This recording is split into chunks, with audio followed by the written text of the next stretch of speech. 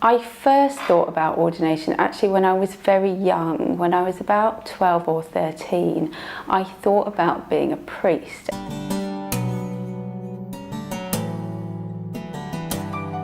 And thinking back, I have no idea where that came from.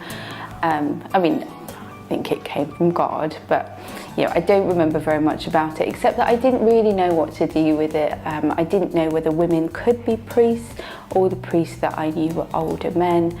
And I remember my friends just kind of laughing at me, really. And so I went and did something else. I went to be a doctor.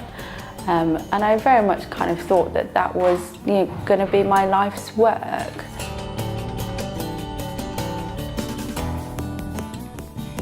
When I was at university and doing my junior doctor years, I was pretty happy doing that. And when I started going back to church more regularly, I felt called to be involved in more and more things, and started to think about ordination again and again.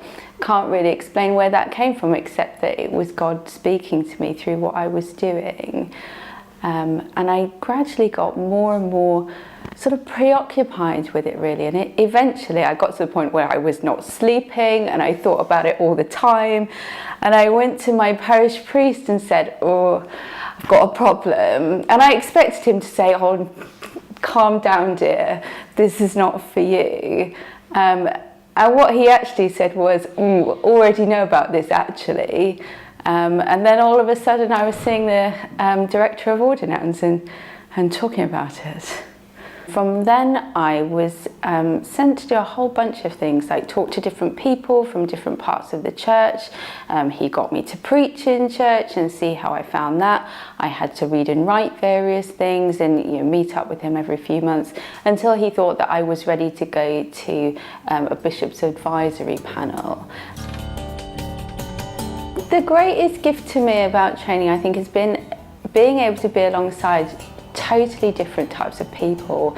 So Queen's is ecumenical, so I get to train with not only people from the whole breadth of the Church of England, but Methodists and independent students as well. And I think the amount that we were able to learn from each other is amazing. It will be really sad to leave general practice. I've really loved being a GP.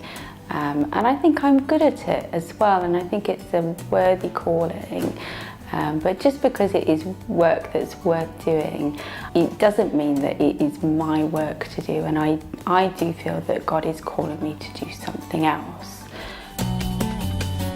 I'm really looking forward to moving to Wolverhampton. I'm looking forward to working somewhere that's so diverse and seeing how all the different types of people and all the different faiths get along with each other. I think being in a church that's right in the middle of the city and is in the midst of all that is a real gift, and I'm excited to get going.